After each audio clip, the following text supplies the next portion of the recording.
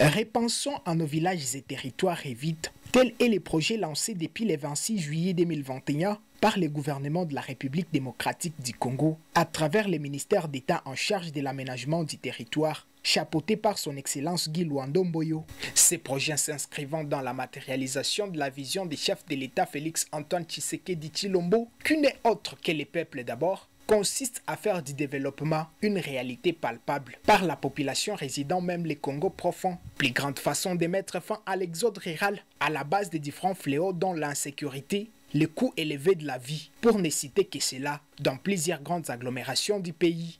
Nous avons pensé matérialiser cette vision en lançant ce grand programme qu'on appelle REVIT, qui ne veut rien dire que repensons à nos villages, villes et territoires. C'est un appel à la solidarité nationale, un appel à un élan de patriotisme pour que nos villages qui sont vidés, aujourd'hui il y a une forte pression démographique où les gens ont complètement quitté les villages, qui ont été séchés, simplement parce que pour qu'ils trouvent un peu de travail, il faut être dans un milieu urbain.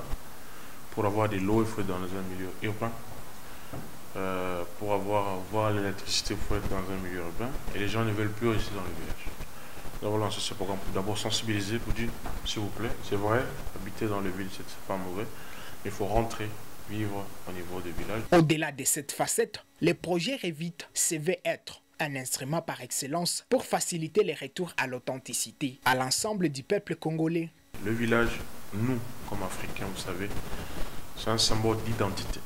Et si le village n'existait plus, où on ne peut plus référencer la famille X, la famille Y, Kinshasa ou Goma ou les grands centres comme le Lubumbashi, c'est pas là où vous allez trouver l'identité d'une famille. Avant que nous arrivions dans les répartitions administratives que nous avons aujourd'hui, déjà à l'époque des empires, des royaumes, c'était des chefs des clans, des chefs de familles.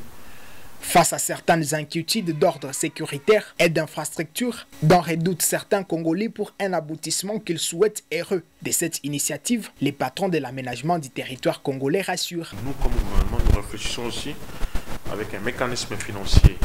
Comment les gens peuvent avoir accès au crédit au logement. C'est-à-dire que suivant ce qu'on appelle le plan local d'aménagement du territoire, parce qu'on ne construit pas n'importe comment.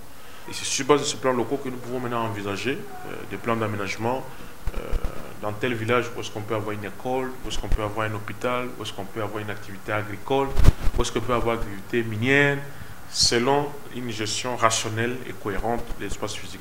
Il est vrai que la guerre ne va pas subsister jusqu'à jamais. Vous savez, il y a des gros efforts du gouvernement qui a mis en place l'état de siège dans cette partie de la République. Les résultats que nous avons dans le cadre des forces de la mutualisation des forces qui existent aujourd'hui, les signaux sont plus que positifs que la pacification à travers le programme de DRC qui a aussi été lancé.